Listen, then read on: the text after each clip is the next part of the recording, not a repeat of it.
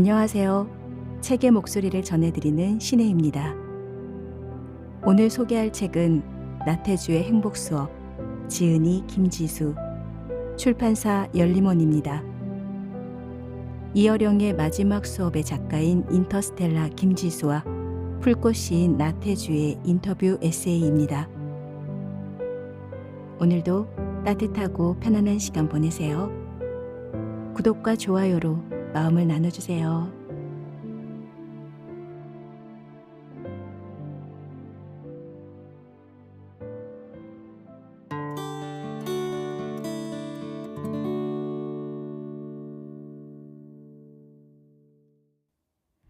시인 나태주의 말년은 극진한 사랑과 인정으로 매일이 구름 속의 산책처럼 보였다. 전국 각지에서 많은 사람들이 공주의 풀꽃 문학관으로 나비처럼 찾아들었고 큰 출판사 사장들은 어디선가 찾은 원고 뭉치를 들고 와서 그에게 계약서를 내밀었다. 그가 쓴 시도, 그가 쓴 추천사도 나태주의 얼굴을 달고 마르지 않는 샘물처럼 서점가로 흘러들었다. 태권도 발차기를 하는 젊은 트로트 가수와 함께 나태주의 이름을 부를 때마다 사람들의 입가는 화사해졌다. 초등학생 아이도 중학생 아이도 나태주의 시를 외웠지만 노인과 평론가들은 나태주의 시를 몰랐다. 젊은이들은 나태주의 시를 동요처럼 부르고 랩처럼 읊었다. 그의 언어는 새털처럼 가벼워 평론가들이 작업 도구로 쓰는 복잡하고 무거운 엔진을 달지 않고도 공기 중으로 사뿐사뿐 날아다녔다. 자세히 보아야 예쁘다. 오래 보아야 사랑스럽다. 너도 그렇다. 나태주, 풀꽃. 어딘가 내가 모르는 곳에 보이지 않는 풀잎처럼 숨쉬고 있는 나 한 사람으로 하여 세상은 다시 한번 고요한 저녁이 온다. 가을이다. 부디 아프지 마라.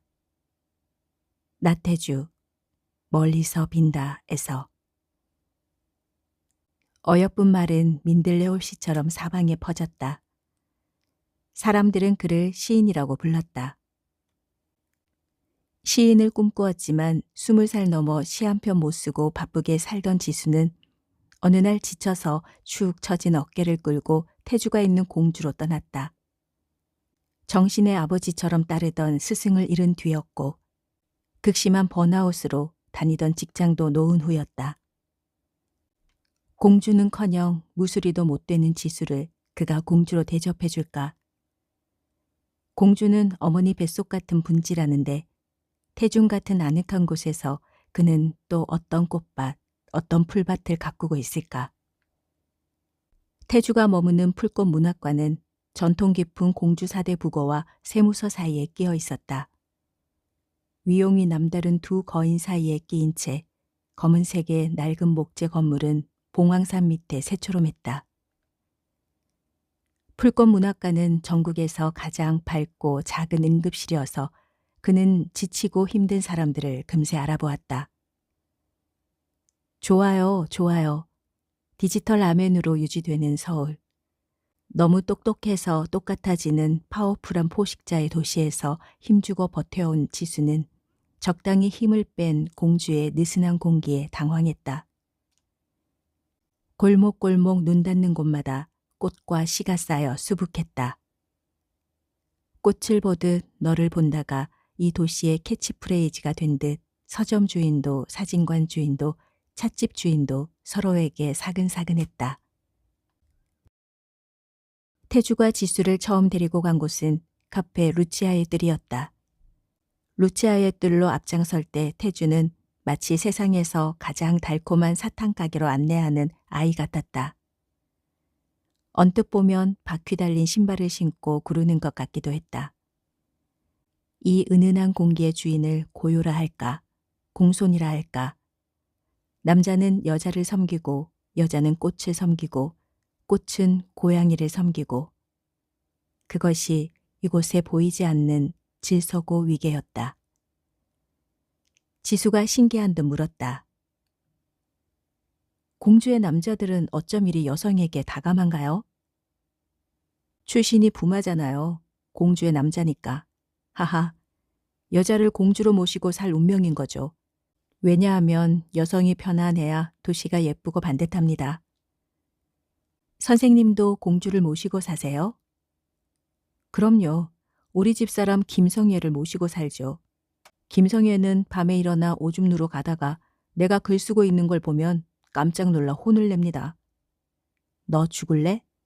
그러면 나는 죽지 않고 아침에 다시 일어나서 집사람한테 돈을 줘요. 돈을요? 돈이라는 말에 지수의 귀가 쫑긋해졌다. 내 소원은 김성애에게 매일 돈 주는 거예요. 내가 그 사람한테 해줄 게 없어요. 돈 주는 것밖에는. 얼마나요? 5,000원이든 10,000원이든 줘요. 우리 집사람이 돈이 좀 있어요. 제법 있죠. 나는 돈이 없어. 그런데 내 아내는 돈을 잘 몰라요. 그래서 내가 관리를 해줍니다. 돈의 주인은 아내인데 나는 아내의 돈을 받아서 다시 아내에게 주는 거예요. 웃기죠? 왜냐하면 나는 돈에서 해방되고 싶어요. 그래서 모이면 남들에게 흘려보냅니다. 그 덕에 먹고 싶은 거, 갖고 싶은 옷, 좋은 차, 웬만한 것에서는 다 해방이 됐어요. 꽃은 알아도 돈은 모를 것 같았던 풀꽃 시인은 이후로도 자주 돈 얘기를 꺼냈다. 돈에 밝아야 꽃이 썩지 않았으므로. 그런데 딱 하나 해방이 안 되는 게 있었어요. 그게 뭐죠? 그가 모자를 만지며 장난스럽게 말했다. 사랑. 사랑? 연모의 마음, 호기심의 마음, 여성을 아끼는 마음, 처음 본 마음이지요. 태주에게 사랑은 처음 본 너와 같은 말이었다.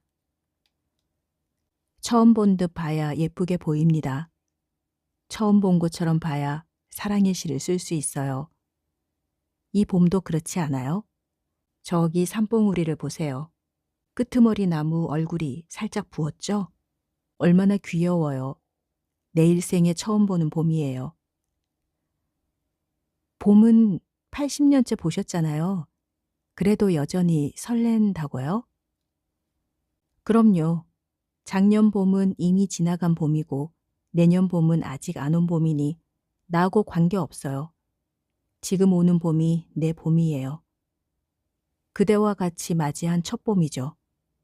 산등성이가 저렇게 부풀어 오르는 모양을, 그 봄을 우리가 처음 보고 있잖아요. 여지껏 만나본 봄 중에 가장 예쁜 봄이 오고 있어요. 서울에도 공주에도 봄이 오고 있었다.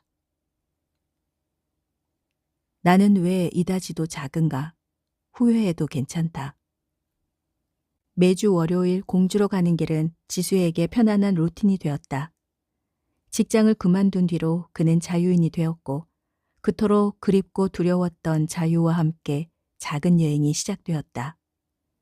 감사한 일이었다. 해 뜨기 전에 일어나 졸린 눈을 비비고 물을 마시고 한 움큼의 영양제를 밥처럼 씹어 먹고 전철을 타고 회사로 달려나가던 28년 동안의 삶. 그게 좋아서가 아니라 그렇지 않은 삶을 상상할 수 없었기에 길을 쓰고 지냈던 시간들. 돌아보면 28년이 아니라 전 생애를 남들처럼 살기 위해 트랙에 올라서서 떨어지지 않기 위해 사력을 다했다. 바이러스의 시간이 지난 후 대퇴사는 하나의 물결이 되어 이곳저곳에서 출렁거렸다. 많은 사람들이 직장을 떠나거나 떠날 마음을 먹었다. 어차피 인생은 계획대로 되지 않고 미래는 예측 불허이게 유한한 인생.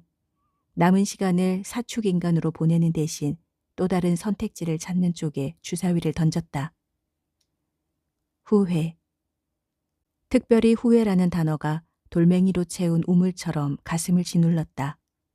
나 자신의 결정에 후회하지 않을 자신이 있나? 뼈저린 후회로 시간을 되돌려 놓고 싶을 때 미래의 나는 현재의 나를 미워하지 않을 자신이 있나? 용서할 수 있겠나? 그렇게 시간을 뒤섞는 인간만의 내러티브 능력이 오랜 시간 사람들의 발목을 잡았다. 때마침 후회의 재발견 한국경제신문 2022이라는 책을 쓴 사려 깊은 미래학자 다니엘 핑크가 인터뷰이로 나타난 것은 행운이었다. 지수가 물었다. 후회란 무엇인가? 후회는 삶을 바로잡고 싶어하는 건강하고 본질적인 충동이다. 후회는 생계보다는 삶에 대해 나 자신의 진실에 관해 묻는 출발점이다. 전 세계 2만여 명의 사람들이 당신에게 후회에 대해 털어놓았다지? 사람들은 주로 어떤 것을 후회했나? 수많은 후회가 있었으나 하지 않은 행동에 대한 후회가 절대적이었다. 이미 한 행동은 바로잡거나 해석을 달리할 수 있다. 그 사람과 결혼한 건 후회하지만 적어도 예쁜 두 아이를 얻었지 같은 식으로 무행동에 대한 후회는 다른 선택지가 없다. 나이 들수록 회한은 커진다. 내게 무엇을 조언하고 싶은가? 후회를 최소화하려 들지 말고 최적화하라. 두려워서 결정을 미루지 말라. 실행하지 못한 것, 옳은 일을 하지 못한 것, 아끼는 사람에게 손 내밀지 못한 것을 후회하지 않도록 노력해라. 하루라도 빨리 깨닫길 바란다. 인생은 얼마간의 후회를 쌓는 일이라는 걸. 후회가 나쁜 것이 아니며 대부분의 사람들이 후회하고 산다는 현자의 대답은 크게 위로가 되었다. 무엇보다 후회는 생계보다는 삶에 대해 나 자신의 진실에 대해 묻는 출발점이 된다는 말에 지수는 정신이 번쩍 들었다. 더 이상 생계가 운명이 저만치 앞서서 내 멱살을 쥐고 끌고 가도록 둘 수는 없었다.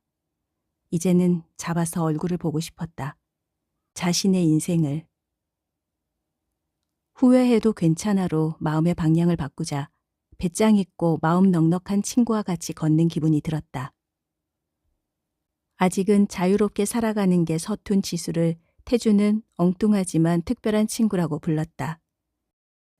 기차역 레일 위에 세워진 공주라는 푯말은 노랑과 파랑이 어우러져 어여뻤고 북풍에서 동풍으로 느릿느릿 이동하는 바람이 뺨에 닿아 부드러웠다.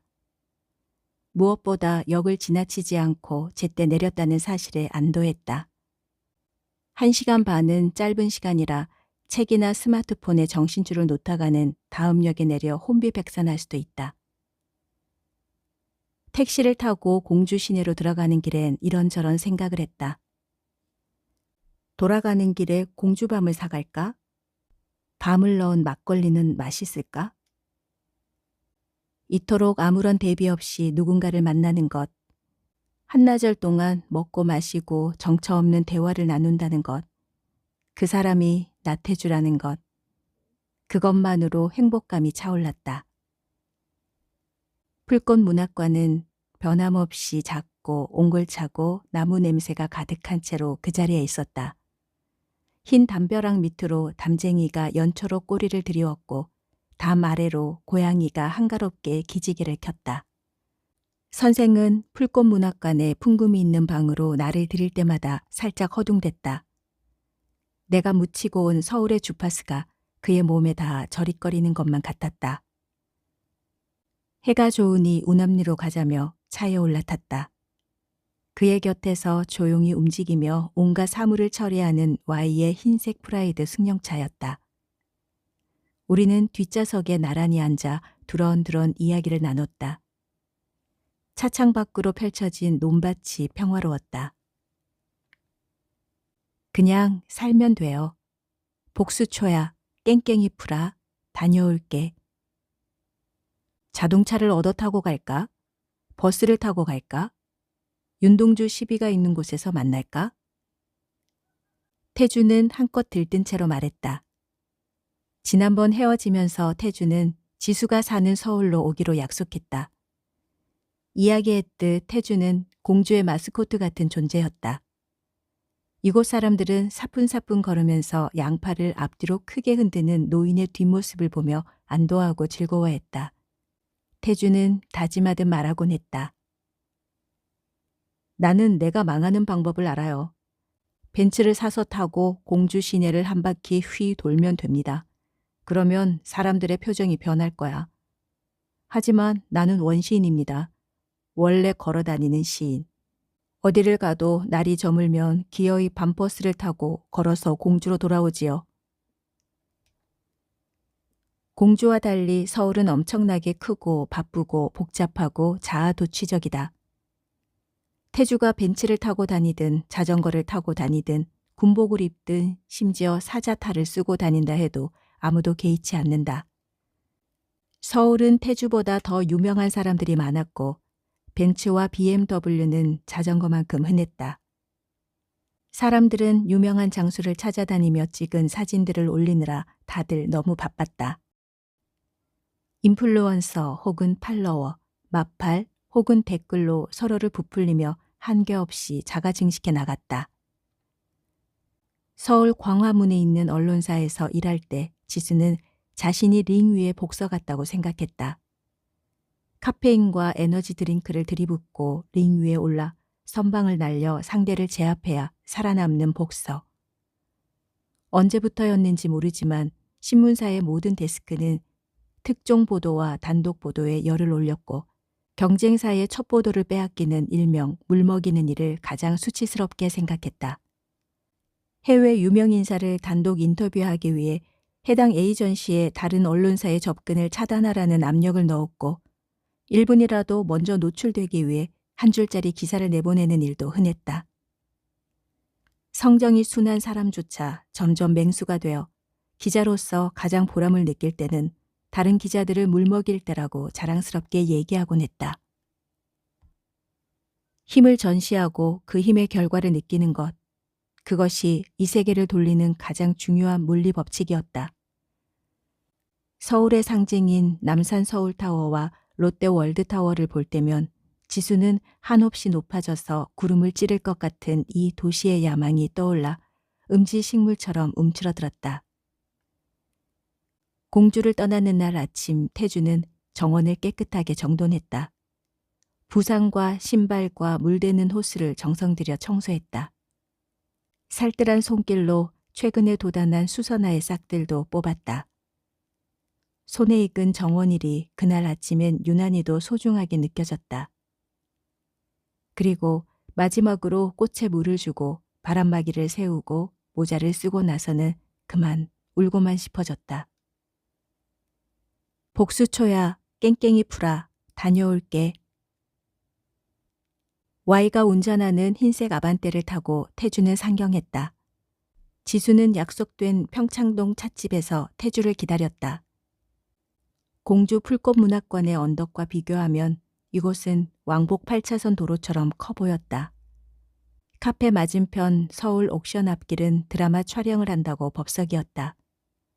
무거운 촬영 장비를 든 스태프와 긴장한 빛이 역력한 신인 연기자, 촬영 스케줄표를 들고 이리 뛰고 저리 뛰는 조연출, 하역 중인 덤프 트럭까지 뒤엉켜 언덕으로 올라온 택시 기사들이 혀를 차며 차를 돌려나갔다. 태주의 길도 순환이었다.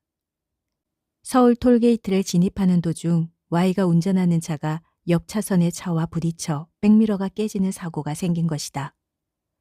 Y는 백미러를 수리하러 가야 했기에 태주는 택시를 잡아타고 혼자 평창동으로 들어왔다. 북악산의 기세가 드높아 문인, 음악가, 화가 등 기가 강한 예술가들이 정착해서 산다는 이곳 평창동엔 미술관과 화랑, 저택과 문학관 등의 위용이 대단했다. 점심을 함께 하기로 한 한식집 마당에 도착하니 태주가 엉거주춤 나무 뒤에 숨어 있었다. 나무와 식물이 자신의 방패막이라도 되는 듯 서울의 번쩍거림, 서울의 속도, 서울의 스펙터클, 서울의 숨은 공격성에 그는 예민하게 반응했다. 태주는 혼이 빠진 것 같은 얼굴로 식사를 마쳤다. 고추장 양념을 한 부드러운 돼지고기, 대나무 채반 위에 놓인 향긋한 보쌈, 신선한 채소와 된장, 고소한 콩밥, 누룽지, 묵무침, 파전까지 테이블 한 상 가득 음식이 차려졌지만 태주의 젓가락은 밥과 국 사이를 오가며 허둥댔다. 그가 침통한 목소리로 물었다. Y 선생은 아직 안 왔지요? 네, 아직 안 왔어요.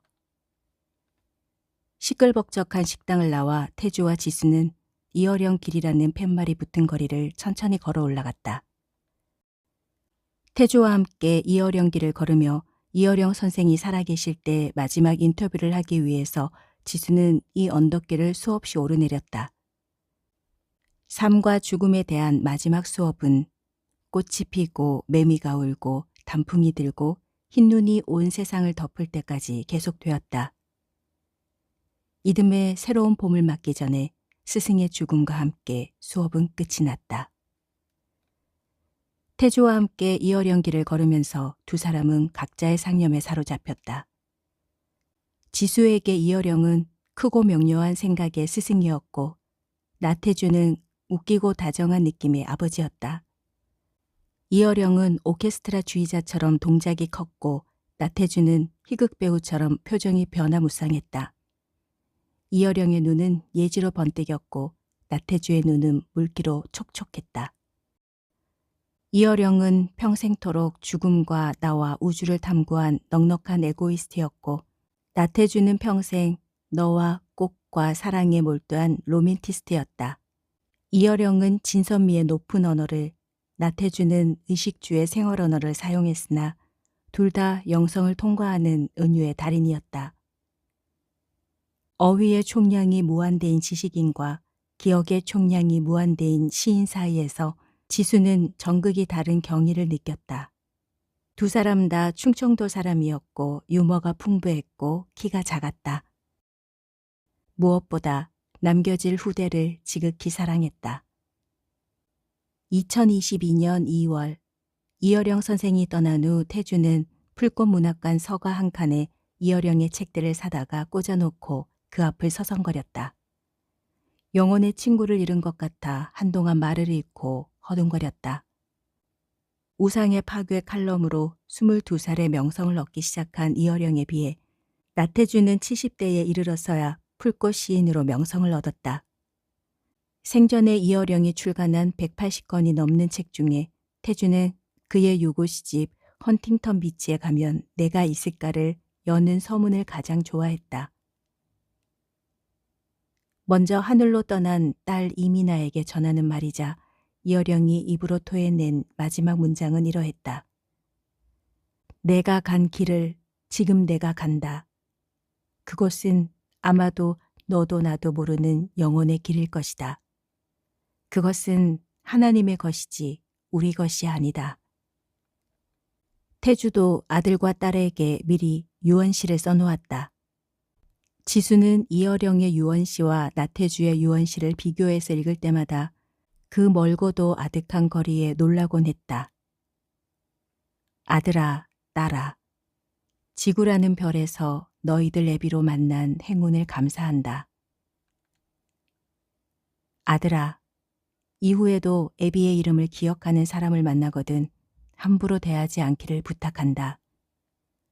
딸아, 내가 나서서 애비의 글이나 인생을 말하지 않기를 바란다. 나의 작품은 내가 숨이 있을 때도 나의 소유가 아니고 내가 지상에서 사라진 뒤에도 나의 것이 아니다. 부디 너희들도 아름다운 지구에서의 날들 잘 지내다 돌아가기를 바란다. 이 다음에 다시 만날지는 나도 잘 모르겠구나. 오늘 이어령 선생의 자택을 겸한 영인문학관 부근을 태주와 함께 걸어가고 있자니 지금 이 시간이 지나면 다시 오지 않을 것 같아 목을 때가 따끔거렸다. 하늘은 푸르렀고 구름 한 점 없었다. 멀리서 불어온 바람이 둘 사이를 부드럽게 감싸며 지나갔다.